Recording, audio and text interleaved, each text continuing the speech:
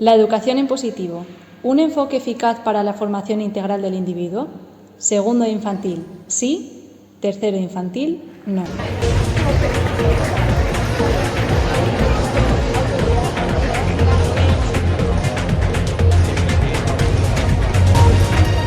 La educación en positivo no es siempre la mejor opción para educar a los alumnos, ya que no existen suficientes recursos para formar al profesorado, y la intención de aplicar esta medida puede ser buena, pero la realidad es que lo que provoca es una confusión en la figura autoritaria que hay que tener sobre los alumnos. Uno de los grandes errores que se cometen hoy en día es la capacidad de confundir la amabilidad con la permisividad.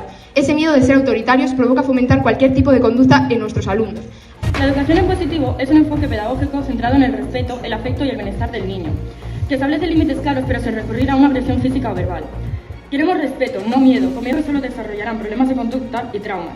En cambio, con respeto sabrán controlar sus propias emociones y confiar en nosotros. Según estudios científicos, puede afectar al desarrollo cerebral de manera negativa al activar vías neuronales relacionadas con el estrés y la respuesta del peligro.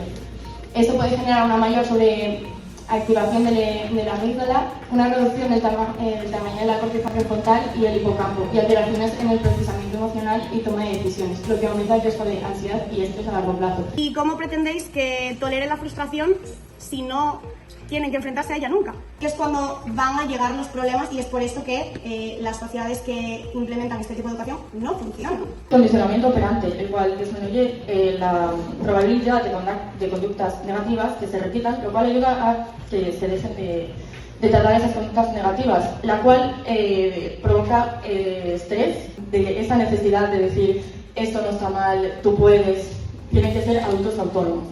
Es importante reconocer que una parte relevante de países, escuelas, autores siguen recurriendo al castigo por creencias arraigadas sobre orden. Y por supuesto lo que buscamos como docentes no es solamente un bienestar, sino que también necesitamos fomentar el hecho de conseguir que esas personas pequeñas, cuando sean adultas, puedan estar en sociedad. El castigo es una herramienta educativa necesaria y valiosa. Según la Real Academia Española, castigar también es enseñar. Y no hablamos de castigos humillantes ni físicos, sino de consecuencias claras y proporcionales, que ayuden a los niños a entender que todo acto tiene una consecuencia. Un castigo justo y educativo enseña que vivir en sociedad implica aceptar reglas y asumir responsabilidades. Además, el castigo mejora el clima del aula, favorece la atención y evita errores repetidos. Educar no es castigar para generar temor, sino para guiar, para que los niños puedan reflexionar, corregir y aprender de sus errores, porque el castigo también educa. El castigo no educa. El castigo, las amenazas, los chantajes y los premios adiestran. En el adiestramiento hay obediencia, no aprendizaje, ligada al premio y al castigo. Según García, Vizquerra y Hernández, el castigo solo produce miedo y resentimiento, por lo que se sugiere aplicar consecuencias educativas que favorezcan la reflexión y la responsabilidad. La disciplina positiva se basa en enseñar desde el respeto y la comprensión, en lugar de imponer sanciones. Se trata de acompañar al niño, establecer límites claros y coherentes, y utilizar el diálogo para que el niño entienda las consecuencias de sus actos. Si no se cae en una especie de chantaje emocional que no les va a hacer ningún tipo de favor a los niños. Entonces hay que explicarles lo que está mal y si no funciona se tiene que castigar. ¿Os parece bien que un niño tenga temor a hacer cierta conducta porque les hemos castigado previamente? Dar cuenta de lo que ha hecho, de que lo que ha hecho no está bien. Si la consecuencia es diferente, pues no va a aprender de ninguna manera. ¿Y las medidas tajantes de las que habláis, cuáles son exactamente? Porque en muchos contextos el hecho de evitar los castigos se interpreta como la eliminación de límites, creando aulas caóticas, la pérdida de autoridad docente y la dificultad para establecer normas claras. Se trata de aplicar una disciplina positiva, porque el error para los niños es una oportunidad, no es una falta. Entonces nosotros como docentes necesitamos castigar para poder romper la conexión emocional y que el niño reciba el mensaje de que cuando hago algo mal pasa algo, hay una consecuencia. ¿No pensáis que es peligroso que los niños crezcan sin conocer las consecuencias ante sus actos? ¿Qué pasa cuando lleguen a la vida adulta, cuando se encuentren con el mundo real? ¿No se corre el riesgo de que esa manipulación emocional que utilizáis al utilizar la educación en positivo agrave la conducta que hacen los niños? Que si el castigo funcionara, ¿no habríamos eliminado ya las conductas problemáticas después de tantos años usando esa herramienta? Si un niño se comporta bien y no realiza una conducta por miedo al castigo, ¿cómo justificáis que ha aprendido y que entiende lo que ha hecho mal y que no lo hace por evitar un castigo? Porque en la academia estudiamos la teoría, pero también estudiamos la aplicación práctica de esa teoría. Mi hijo pequeño se llama Mario, le traigo a este foro también, y tiene 6 años.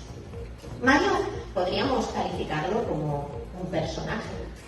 Mario es un niño muy activo, muy proactivo, muy divertido, pero con bastante resistencia a los límites, a la autoridad y, por tanto, a la adquisición de las normas básicas de la convivencia en el aula. La pregunta que quiero trasladaros es: ¿cómo desde vuestro posicionamiento, en este caso, a través del castigo, tal cual habéis explicado, que se entiende, en vuestro caso, a través de la disciplina positiva, qué potencialidades tendría esta metodología que nos trasladáis? ¿Cómo ayudaría al desarrollo integral de Mario? Es que sí que se debería de implementar el castigo, pero no por tanto un castigo ha de ser violento. Por ejemplo, si tú le estás diciendo que no tire el lapicerero y lo tira, el mejor castigo sería pues quitárselo. Para poder enseñar, para poder hacerlo, para poder alcanzar ese objetivo, tenemos que nosotros hacer un cambio como profesores. Hay que estar con firmeza y seguridad. El castigo no tiene que ser con malas palabras o gestos, intenciones, sino con autoridad, que para eso vamos a ser maestros. Tienen que entender que hay una diferencia entre el alumno, maestro, y hay que establecer esos límites. Que es fácil, porque literalmente estamos valorando las emociones de los niños y las estamos comprendiendo, y a medida de esa comprensión tomamos decisiones.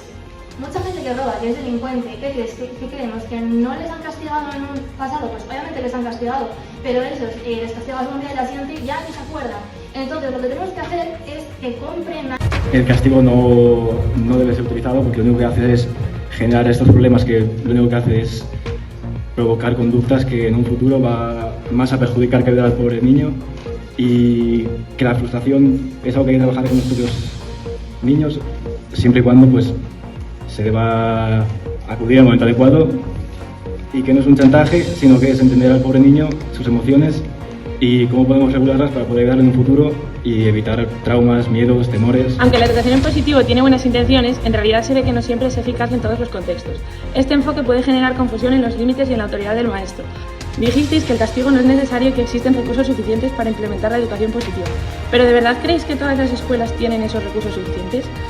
Y como dijo Beatriz, su hijo es muy energético y le cuesta controlar.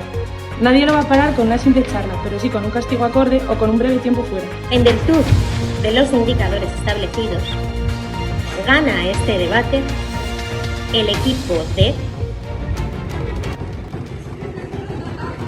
tercero.